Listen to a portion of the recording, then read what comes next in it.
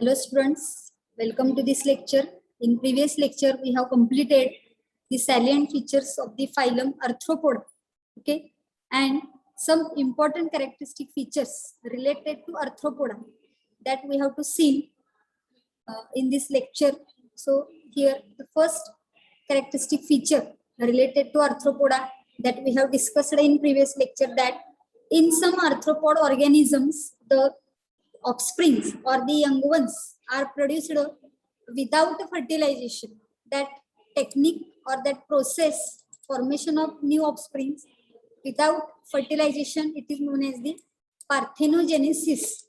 And here in honeybees and bugs, the process of formation of new offsprings is taking place with the help of parthenogenesis technique, that is without fertilization. Here you can see the example, that is honeybees.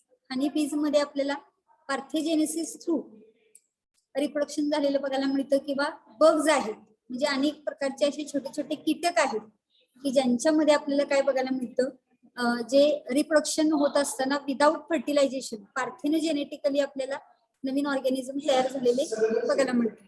Okay, next here some insects are exhibiting polymorphism. Here some arthropodic organisms are showing insect group, and here in insecta group they are showing polymorphism. What is mean by polymorphism? Here occurrence of several different types of forms or types of individuals among the members of a single species. म्हणजे species एकच असणार आहे ऑर्गॅनिझमची, पण त्याच species मध्ये different टाइपची body form किंवा डिफरंट टाइपचे इंडिव्हिज्युअल्स एकाच स्पेसिस मध्ये तयार झालेले बघायला मिळतात. Such concept or such mechanism or phenomenon it is called as the polymorphism.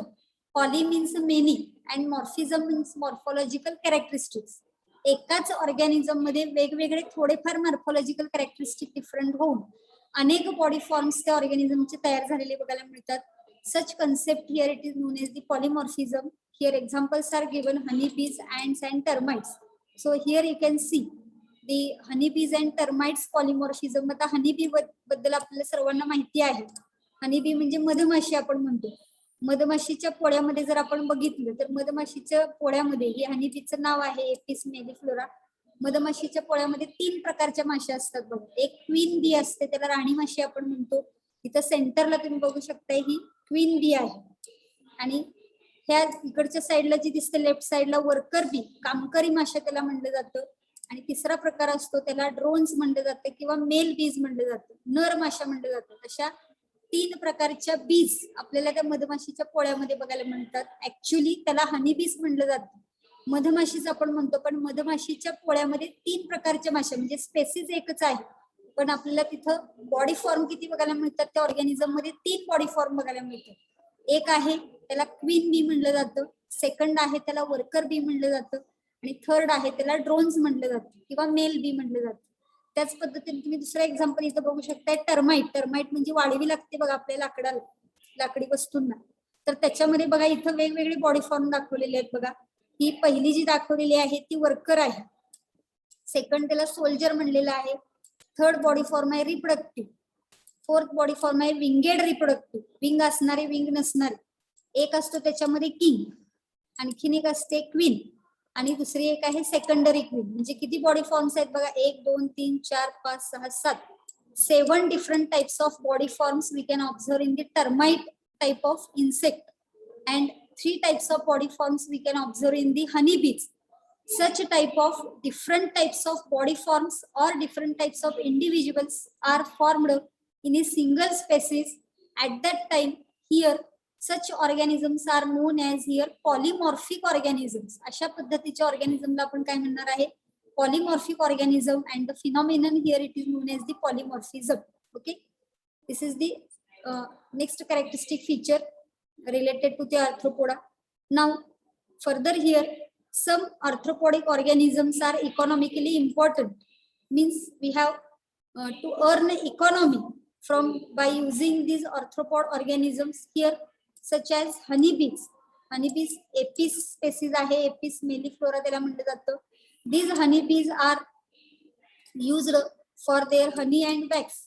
honeybee किंवा bee keeping किंवा त्याला आपण मधुमक्षिका पालन म्हणतो, मधमाशीचं पालन केलं जातं हनीबीचं, हनीसाठी आणि वॅक्ससाठी, कमर्शियल प्रोडक्शनसाठी, इकॉनॉमिकली वापरासाठी त्याचा यूज केला जातो. देन सिल्कवर्म, रेशीम उद्योगासाठी बॉम्बॅक्स मोरी असं त्या कीटकाचं नाव आहे, which is used for the production of silk.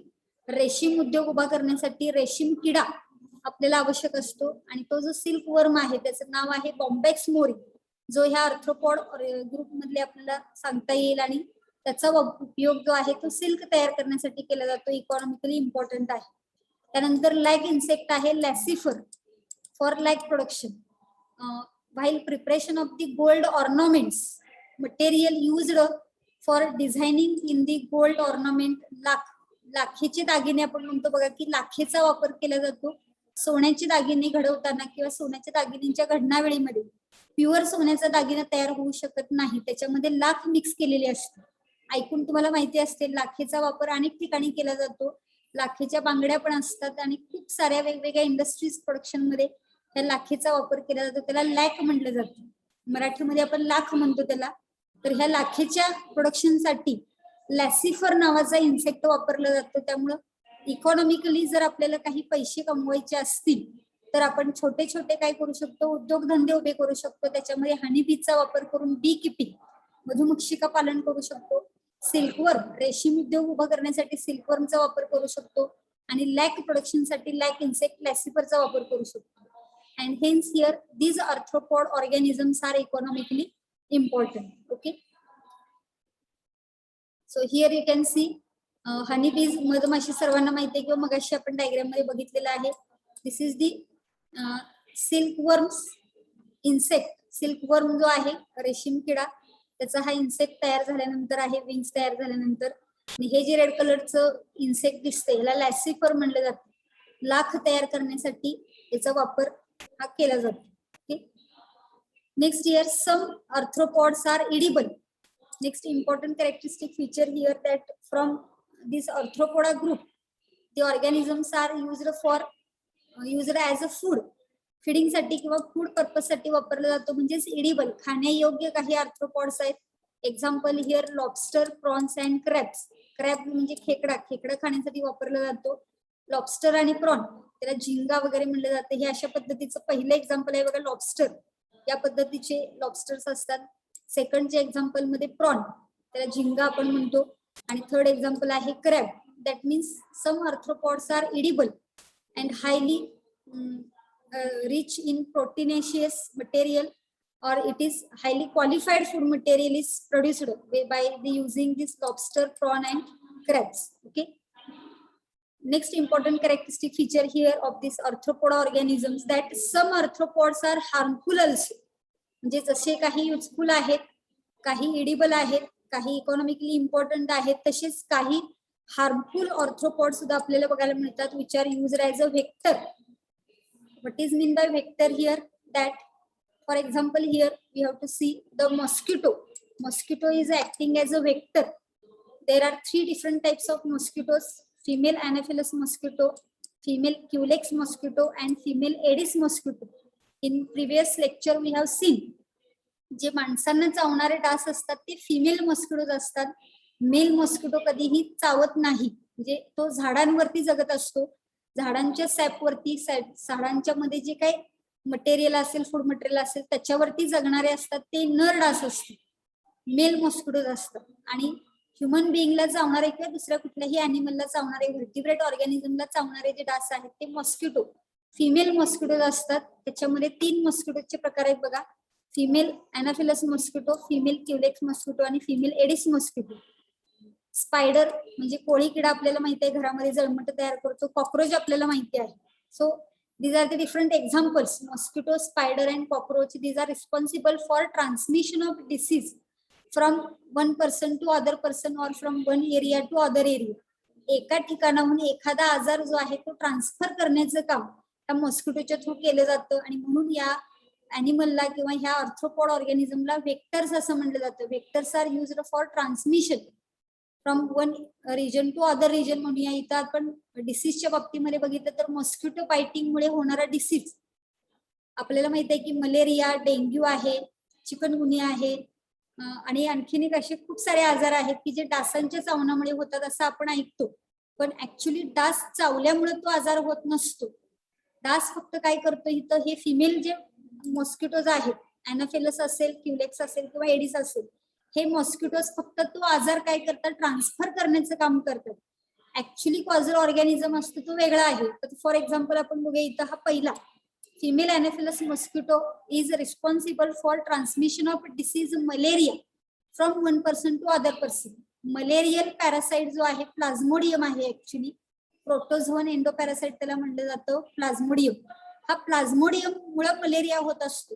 पण एका व्यक्तीला मलेरिया झाल्यानंतर एका व्यक्तीकडून दुसऱ्या व्यक्तीकडे मलेरिया फिवर किंवा मलेरियाचं इन्फेक्शन ट्रान्सफर करण्याचं काम कोण करतं, तर ही फिमेल अॅनाफिलस मॉस्किटो करत असते. त्याच पद्धतीने क्युलेक्स मॉस्किटो आहे, फिलारियासिस म्हणून आजार आहे, ज्याला एलिफंटासिस हत्तीपाय रोग आपल्याला ऐकून माहिती असेल. हा हत्तीपाय रोग जो होतो तो हुकेरेरिया बँक्रोफ्टाय नावाचा एक प्रोटोझोन मायक्रो ऑर्गॅनिझम आहे, त्याच्यामुळे ऍक्च्युली तो फिलारियासिस होतो. परंतु एका व्यक्तीला फिलारियासिस झाल्यानंतर किंवा एका व्यक्तीला एलिफंटासिस झाल्यानंतर त्या व्यक्तीकडून दुसऱ्या व्यक्तीकडे ट्रान्सफर करण्याचं काम हा फिमेल क्युलेक्स मॉस्किटो करतो. तसंच एडिस, डेंग्यूची लक्षणं आपल्याला माहिती आहे. तर डेंग्यू हा व्हायरल फिवर आहे किंवा व्हायरल इन्फेक्शन आहे. एका व्यक्तीला डेंग्यू झाल्यानंतर ते व्हायरसचे पार्टिकल्स आहेत ते एका व्यक्तीकडून दुसऱ्या व्यक्तीच्या बॉडीमध्ये ट्रान्सफर करण्याचं काम ह्या एडिस मॉस्किटो कडून केलं जातं. जे female anopheles mosquito is responsible for malarial infection, transfer of malarial infection. Culex mosquito is responsible for transfer of filarial infection and aedes mosquito is responsible for transfer of dengue infection. म्हणजे या पद्धतीने हे 3 mosquito जे आहेत हे 3 वेगवेगळ्या आजारांचं काय करतात, ट्रान्सफर करण्याचं काम करतात, म्हणून व्हेक्टर्स म्हणलेलं आहे. त्याच पद्धतीने कॉक्रोच असेल, स्पायडर असेल, यांच्याकडूनही काही बॅक्टेरियल किंवा व्हायरल इन्फेक्शन स्प्रेड होत असतो. त्यामुळे some arthropods are known as the harmful arthropods असं एक कॅरेक्टरिस्टिक फीचर आपल्याला याच्यामध्ये आर्थ्रोपोडामध्ये हे सांगता येईल. Next characteristic feature here, some are infecting plants as a pest. Some arthropod organisms are infecting the plants and these are known as the insect pest. त्याला insect pest म्हणलं जातं. Here example we have to remember that gregarious paste.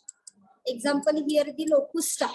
ग्रिगॅरियस pest म्हणजे एकदा का हा कीटक त्या झाडावरती आला तर इतक्या मोठ्या प्रमाणामध्ये त्या झाडाला विळखा घातल्यासारखं अख्खं झाडच्या झाड त्या पेस्ट कडून काय केलं जातं, पूर्णपणे संपवलं जातं किंवा ते नाश केलं जातं.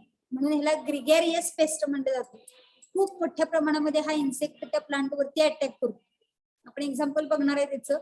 And some are living fossils म्हणलेलं आहे. काही यातले ऑर्गॅनिझम जे आहेत त्याला लिव्हिंग फॉसिल म्हणलेलं आहे. एक्झाम्पल लिम्युलस किंवा किंग क्रॅब म्हणलेलं आहे. तर लिव्हिंग फॉसिल म्हणजे काय, ह्या शब्दाचा अर्थ बघूया आपण. फॉसिल म्हणजे काय आपण म्हणतो, पूर्वीच्या काळी जे ऍनिमल्स किंवा प्लांट्स अस्तित्वात होते आणि आता ते अस्तित्वात नाहीये त्यांचे अवशेष आपल्याला बघायला मिळतात. काही ठिकाणी बघा डायनासोरचा सांगाडा सापडतो, काही ठिकाणी डायनासोरची अंडी सापडतात किंवा माणसाची जी पूर्वज आहेत, एप्स आहेत, त्यांची काही आपल्याला बोनचे पार्ट सापडतात, बॉडीचे पार्ट सापडतात, स्कल सापडतं, कवटीचं हाड सापडतं किंवा हाताचे काही भाग सापडतात. त्याला आपण फॉसिल सापडला असं आपण म्हणतो. वेगवेगळ्या ठिकाणी फॉसिल फॉर्म मध्ये डायनासोरचे काही फॉसिल सापडतात. ह्युमन बिईंगचे जे अश्मयुगीन कालामधली माणसं होती त्यांचेही काही आपल्याला फॉसिल आता सापडतात. म्हणजे पूर्वीच्या काळी अस्तित्वात असणारे ऑर्गॅनिझम जे नामशेष झालेले आहेत, जमिनीखाली गाडले गेलेले आहेत, ते उत्खननामध्ये सापडतात. त्याला फॉसिल म्हणलं जातं. आता हा लिम्युलस किंग क्रॅब जो आहे, त्या किंग क्रॅबचे आपल्याला फॉसिल पण बघायला मिळतं. म्हणजे पूर्वीच्या काळी हा किंग क्रॅब खेकड्याचा एक प्रकार आहे, त्याला लिम्युलस म्हणलेला आहे, त्याचं फॉसिल पण सापडतं आपल्याला. आणि ऍक्च्युली मध्ये किंग क्रॅब आपल्याला लिव्हिंग कंडिशन मध्ये सुद्धा आता बघायला मिळतो. म्हणजे जसं आपण म्हणतो की डायनासोरचे फक्त फॉसिल सापडतात, आता डायनासोर लिव्हिंग कंडिशन मध्ये बघायला मिळतो का आपल्याला, नाही. मानवाचे जे पूर्वज आहेत ज्याची माहिती आपल्याला वेगवेगळ्या पुस्तकांमध्ये बघायला मिळते, त्या पूर्वजांचे अवशेष सापडतात, फॉसिल सापडतात. पण लिव्हिंग ह्युमन बिईंग अश्मयुगीन काळात आता बघायला मिळतो का, नाही. एकतर तो फॉसिल फॉर्म मध्येच आपल्याला बघायला मिळतो. पण ह्या किंग क्रॅबच्या बाबतीमध्ये किंवा लिम्युलसच्या बाबतीमध्ये बघितलं तर फॉसिल फॉर्म मध्ये पण तुम्हाला लिम्युलस किंवा किंग क्रॅब बघायला मिळतो आणि आता तुम्हाला लिव्हिंग कंडिशन मध्ये सुद्धा तो किंग क्रॅब बघायला मिळतो. म्हणून ह्याला इथे एक शब्द वापरलेला आहे की living fossil. That means it is observed in living form also as well as in fossil form also, म्हणून त्याला लिव्हिंग फॉसिल म्हणलेलं आहे. ओके, या दोन एक्झाम्पल्सची आपण चित्र बघूया. तर हे पहिले एक्झाम्पल आहे बघा, लोकुस्टा ग्रिगेरियस पेस्ट म्हणलेलं आहे.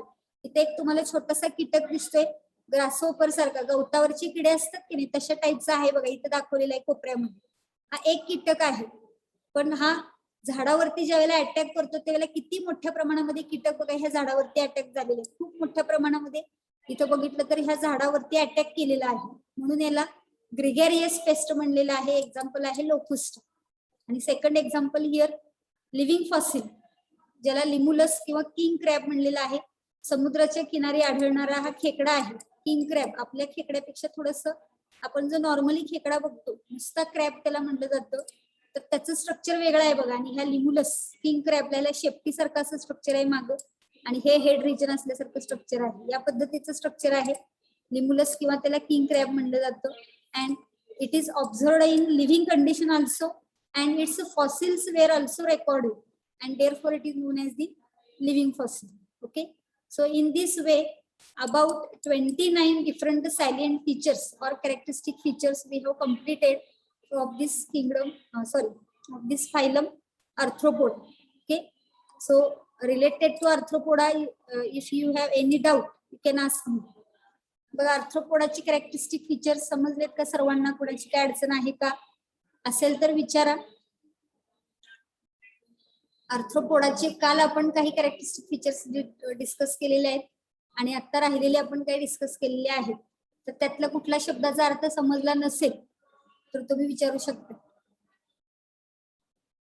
पुढची काही अडचण असेल तर विचारा बरं. So the next phylum here we have to study is the phylum Mollusca. Here mollis means soft, means the soft bodied animals are included in the phylum Mollusca, and in the Mollusca here the organisms which are present or which are grouped under the Mollusca are showing a soft body. मृदुकाय प्राणी असं आपण मराठीमध्ये त्याला म्हणू शकतो, soft bodied animals. Examples are here, so many examples we have to see here. बघा इथं एक एक नावं आपण वाचत जाऊया. फर्स्ट एक्झाम्पल आहे चिटोप्ल्युरा, चिटॉन म्हणलं जातं त्याला commonly. Second example pinctada, commonly known as the pearl oyster. Third example dentalium, commonly called as a tusk shell. Then pila, commonly called as a apple snail. Bivalve, then octopus which is commonly called as a devilfish, then sepia commonly called as a cuttlefish, loligo commonly called as a squid, and aplysia commonly called as a sea hare. बघा, खूप सारे examples आहेत Mollusca मधले. One by one आपल्याला त्याची picture बघायची आहे की कशा पद्धतीने चिटोप्लोरा किंवा चिटॉन दिसतो. पिंकटेडा म्हणजे पर्ल ऑयस्टर त्याला म्हणलं जातं. मोती, आपल्याला माहिती आहे समुद्राच्या आतमध्ये मोती तयार होणारे ऑयस्टर असतात, त्याला इथं पर्ल ऑयस्टर पिंकटेडा म्हणलेला आहे. डेंटेलियम टस्क शेल म्हणलेला आहे. पायला ऍपल स्नेल म्हणलेला आहे. बायव्हॉल्व आहे. ऑक्टोपस ज्याला डेव्हिल फिश म्हणलं जातं. सेपिया कटल फिश म्हणलं जातं. लोलिगो म्हणजे स्क्विड आणि अप्लासिया म्हणजे sea hare. Let us see one by one here. This is the first example chaetopleura. बघा इथे हे फर्स्ट एक्झाम्पल आहे चिटोप्ल्युरा. चिटॉन म्हणलं जातं, सॉफ्ट बॉडीड ऑर्गॅनिझम असते आणि वरून त्याला काय असतं, शेल, कॅल्केरियस शेलचं कव्हरिंग असतं. म्हणजे थोडक्यात समुद्रामध्ये असणारे शंख शिंपल्यातले जे प्राणी असतात ते या मोलस्कामध्ये आपल्याला बघायला मिळतात. हे first example chaetopleura. Second example here pinctada, ज्याला पर्ल ऑयस्टर म्हणलं जातं. हे शंख शिंपले आपल्याला माहित आहेत, समुद्राच्या किनारी शिंपले आपल्याला अनेक वेगवेगळ्या प्रकारचे बघायला मिळतात. तर शिंपल्यामध्ये असणार ऑर्गॅनिझम आहे आणि ज्याच्यापासून मोती तयार होतो समुद्राच्या याच्यामध्ये, त्याला पर्ल ऑयस्टर कॉमनली नाव दिलेलं आहे पिंकटेडा. नेक्स्ट एक्झाम्पल बघा इथं डेंटेलियम किंवा त्याला टस्क शेल म्हणलं जातं. या पद्धतीचं स्ट्रक्चर आपल्याला समुद्राच्या कडेला बघायला मिळतं. असं टस्क शेल कॉमन नाव आहे, झुलॉजिकल नाव त्याचं डेंटेलियम आहे. नेक्स्ट एक्झाम्पल हिअर बायव्हॉल्व, हे पण शिंपल्यातलेच. आता शिंपला म्हणलं की शिंपल्याचे अनेक प्रकार आहेत आणि त्याच्यामध्ये असणारे खूप सारे वेगवेगळे ऑर्गॅनिझम आहेत. तर त्यातले मग अशी पर्ल ऑयस्टर आपण बघितला आणि हा जो आहे त्याला बायव्हॉल्व म्हणलं जातं. Okay. Next here it is known as the pila, ज्याला कॉमनली काय म्हणलेलं आहे, ऍपल स्नेल म्हणलेलं आहे. शंखामधला, शंख सुद्धा वेगवेगळ्या प्रकारचे असतात आणि वेगवेगळ्या प्रकारच्या शंखांमध्ये वेगवेगळे ऑर्गॅनिझम आपल्याला बघायला मिळतात. नेक्स्ट एक्झाम्पल आहे ऑक्टोपस. ऑक्टोपस आपल्याला सर्वांना ऐकून माहिती आहे, बघितलंही असेल तुम्ही टीव्ही वरती वगैरे कधीतरी. त्याला डेव्हिल फिश म्हणलं जातं. खूप धोकादायक असा हा आहे, त्यामुळे त्याला डेव्हिल फिश म्हणलं जातं. Next example here sepia, cuttle fish त्याला म्हणलं जातं, cuttle fish. Okay. Next example आहे हिअर लोलिगो. लोलिगो कॉमनली त्याला स्क्विड असं म्हणलं जातं. अँड लास्ट एक्झाम्पल हिअर ऍप्लेसिया, ज्याला सी हेअर, सशासारखं दिसणारं असं हे समोरचं स्ट्रक्चर आहे बघा, म्हणून याला सी हेअर म्हणलं जातं. जसं सी हॉर्स तुम्ही ऐकून माहिती असेल, समुद्री घोडा, तसा हा सी हेअर म्हणजे समुद्री ससा असं सुद्धा कॉमनली आपण त्याला म्हणू शकतो. So these are the different examples belonging to phylum mollusca. Okay. We have to see some characteristic features here. It is the second largest group from the kingdom Animalia. In previous phylum Arthropoda, we have seen the phylum Arthropoda is the largest successful phylum of this kingdom Animalia, and the first kingdom, first phylum Arthropoda, and the second phylum, second largest group here, that is the Mollusca. Next characteristic feature, commonly these are known as the soft bodied animals. Commonly याला काय म्हणलं जातं, soft bodied animal. खूप अशी soft मऊ मऊ अशी त्याची बॉडी असते. These mollusca are free living or sedentary form. आता या मोलुस्का मध्ये सुद्धा आपल्याला काही ऑर्गॅनिझम हे फ्री लिव्हिंग बघायला मिळतात आणि काही ऑर्गॅनिझम हे सिडेंटरी फॉर्म मध्ये बघायला मिळतात, म्हणजे चिकटून वाढणारे बघायला मिळतात. Next, they are mostly marine and in marine condition there are two conditions in marine water, benthic at pelagic म्हणलेलं आहे. म्हणजे मराईन वॉटर मध्ये सुद्धा दोन टाइप्स दिलेले आहेत बघा. बेन्थॉइक म्हणजे the organisms which are found at the bottom of the sea, समुद्राच्या तळाशी असणारे ऑर्गॅनिझम असतील तर त्याला बेन्थॉइक म्हणलं जातं. अँड पेलॅजिक म्हणजे फ्लोटिंग, समुद्राच्या पाण्यामध्ये वरच्या बाजूला ते तरंगत असतील, पोहत असतील वरच्या बाजूला, तर त्याला फ्लोटिंग हा शब्द आहे, त्याला पेलॅजिक असं म्हणलं जातं. आणि काही ऑर्गॅनिझम हे अगदी समुद्राच्या तळाशी असतात, फ्री लिव्हिंगच असतात, ते पोहू शकतात इकडं तिकडं, परंतु अगदी समुद्राच्या तळाशी लागून किंवा त्या तळाशीच असणारे आपल्याला काही ऑर्गॅनिझम बघायला मिळतात, त्याला बेन्थॉइक ऍट द बॉटम म्हणलेलं आहे, और पेलॅजिक म्हणजे फ्लोटिंग म्हणलेलं आहे. Some are found in marshy places, काही ऑर्गॅनिझम जे आहेत ते मार्शी प्लेसेस मध्ये बघायला मिळतात. म्हणजे ओलसर जागा, ओलसर जमीन असेल तर त्याला मार्शी प्लेस म्हणलं जातं. दलदलीची जागा आपण म्हणतो, चिखल झालेला असतो किंवा दलदल असते, सतत पाणी असतं त्या ठिकाणी, त्याला मार्शी प्लेसेस म्हणलेलं आहे. अँड फ्यू आर टेरेस्ट्रियल, काही आपल्याला जमिनीवरती सुद्धा बघायला मिळतात. असे वेगवेगळ्या ठिकाणी हॅबिटॅट असणारे हे सुद्धा ऑर्गॅनिझम आहेत, पण मोस्टली मराईन वॉटर मध्ये आढळतात. These are triploblastic, bilaterally symmetrical, but few are asymmetrical due to twisting and coelomates म्हणलेलं आहे. बघा हे कॉमन कॅरेक्टरिस्टिक फीचर्स आहेत की सर्व ऑर्गॅनिझम ट्रिप्लोब्लास्टिक आहेत. That means they are producing 3 germ layers, outer ectoderm, middle mesoderm and inner endoderm. Most of the organism are bilaterally symmetrical. Maximum organism हे bilaterally symmetrical आहेत, but some organisms are showing asymmetry due to twisting. पण शंख जर आपण बघितलं तर शंखामध्ये कसं larger size असते खालच्या बाजूला, पण जसं जसं वर जाऊ तसं तसं आपल्याला हे अशा पद्धतीनं शंखामध्ये ट्विस्टिंग झालेलं बघायला मिळतं. त्यामुळे हे शंखाचं जर आपण स्ट्रक्चर बघितलं तर हे असं बघायला मिळेल आपल्याला. याच्यामध्ये आपल्याला असिमेट्रिक कंडिशन बघायला मिळेल. कोणत्याही पद्धतीने याची डिव्हिजन केली तर इक्वल भागामध्ये त्याचं कन्व्हर्जन होणार नाही, इक्वल भागामध्ये त्याचं कटिंग होणार नाही, म्हणून याला असिमेट्रिकल म्हणलं जातं. पण मॅक्झिमम कसे आहेत, बायलॅटरल सिमेट्रिकल आहे. आणि सिलोमेट आहे, due to splitting of mesoderm true body cavities formed in this organism, hence these are known as the coelomate organism. Okay. Next here, they are showing tube within tube body plan. यांच्यामध्ये complete digestive system असते, त्यामुळे tube within tube body plan आपल्याला बघायला मिळतो. Mouth as a separate opening आणि anus as a separate opening. Okay. Next characteristic feature here, body is divided into head, foot and visceral mass, or it is also called as a hump.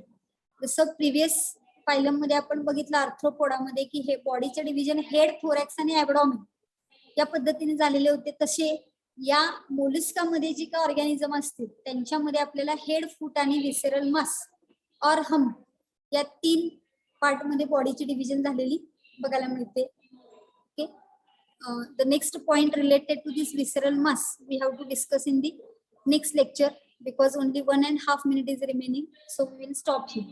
Okay.